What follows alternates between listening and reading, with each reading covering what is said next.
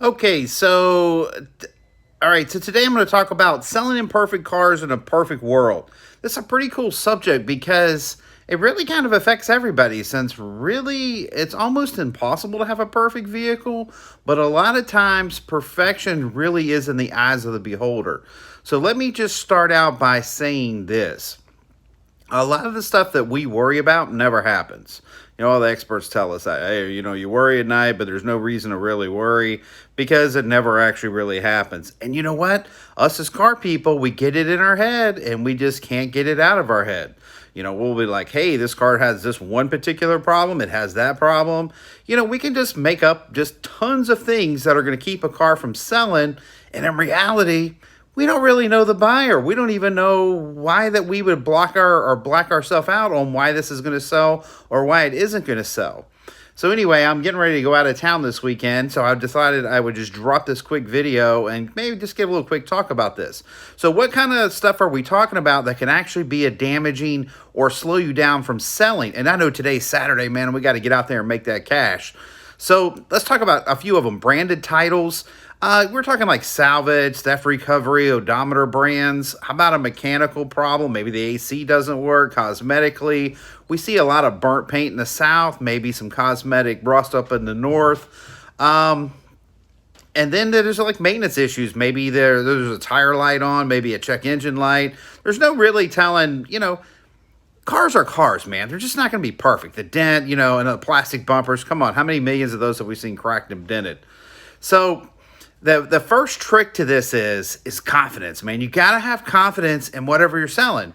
And guess what? You just can't fake it. So let me give you a few tips on how to get confident on selling something that's not quite perfect. The first thing you got to know is you need to pick up something like a Car and Driver. Take 5 minutes and read it, and you'll be, I swear to you, I do this all the time. I'll look at something and go, dang, I didn't know this thing had an extra 3-gallon fuel tank. I didn't know that they put an extra 25 horse. Let me go check it out. And so whatever Car and Driver is saying about that car from, a couple years ago, ever how old your vehicle is, you'd be surprised at how much knowledge you'd gain just by reading that. So that gives you a little bit. Now you know a little bit more than the next person. And then the other thing that I always say that is a big, big deal, just get in and drive it. How long do you drive it? Until you feel good about it. If you feel good about it, don't worry about it. Go back and park it. I'm just saying you need to feel good. Like when you're on the interstate, man, this thing feels good in my hands. The brakes feel good. Maybe it does have ugly paint. Maybe it does need a TPMS, whatever it needs, but you still feel good about the vehicle itself. Because it's all about, it's all about the feels. Us as car people, we need the feels. We got to feel good. You got to feel good. It's all about the feeling. And you know what I'm saying? It's like that song, More Than a Feeling. Maybe it is a feeling. I don't know. So anyway, we're going to read about it. We're going to drive it. We're going to check the oil. We're going to look in the trunk. We're just going to feel the car, man. We got to feel the love. We got to know what's going on. And the biggest thing is you got to take away one little thing in that car that makes it stands out. And you're like, you know what? It's the hatch. It's the hatch on this car that I love. That's why I love this car. You got to find out a reason that you're in love with that car. Okay, so just moving on. And then the next thing that I'm going to tell you guys real quick in this little quick tutorial is, that energy, man. Energy is so infectious. And I cannot tell you how many salespeople that I have had that I'm like, my God, go drink a beer, bro. Chill out. Your life isn't over. All you got to do is go be nice to someone and have a little bit of something about you, some kind of life. Because people pick up the pulse, right? If you show up and you're like, hey, you know what? You don't want to buy a car, do you? Guess what? They're going to say, no. If you're like, oh my God, I can't believe you're the first one I get to show this car to. I love this thing. Guess what? Eyes are open. They're into the game. They want to play ball. They want to know what you're doing. They want to know why this is your favorite car. See how that energy, man, you cannot fake energy either. You got to have it. So you know what? If you're in a bad headspace, don't take the customer. No, go talk to your buddy who will lie to you and tell you how great you are. You know what I mean? And your mama, my mama will call. I can call my mama right now. Now my mom will crack me in the nuts. But let's just forget that for a second. Okay, maybe on a good day my mom would be nice to me. So I can call and she'd be like, son, I love you. You're a good boy. Your girl will call you. get your head straight, man. You feel it. And, this channel is about being raw, and I'm going to keep it real from here on out. So just feel real, man. You got to have the energy in your mind. I'm going to sell this. It doesn't matter what's wrong with it, because somebody can use it and I can build value. So the perception of what it's worth is going to come from you. If you want to make $2,000 today, and you have a car that you think is something wrong with, you need to change your attitude, because your attitude is going to change the customer's attitude. So it's all, and I say all, 100% energy. Focus on that. Say, hey, man, how can I improve my attitude? Just Google that today, and I don't know what you'll find in Google, but find somebody positive. Go look at some, the great guys that can give great information out there on how to build a good mindset. Because, guys, that's the key. It really isn't the problem with the car. Like you take burnt paint for a second. If a guy's just, if he's just using it for a gig for delivery, say an Amazon delivery car, he doesn't give a crap. You know what I mean? All he wants is the most reliable car with the best gas mileage he can throw crap in. If you get a gig driver that's running for, one of these other companies, and you have a salvage car, but it's late model and it has real low miles, and he could just run and wear the wheels off of it, he's going to be all about it.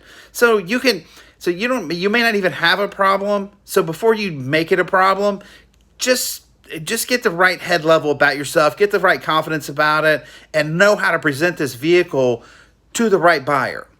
All right. And so the last thing that I would really throw out there is the elephant in the room, right? So when you go to close a deal, or show the car, when you make contact with that customer, which is the ultimate thing to do, right? We got to have people in front of us.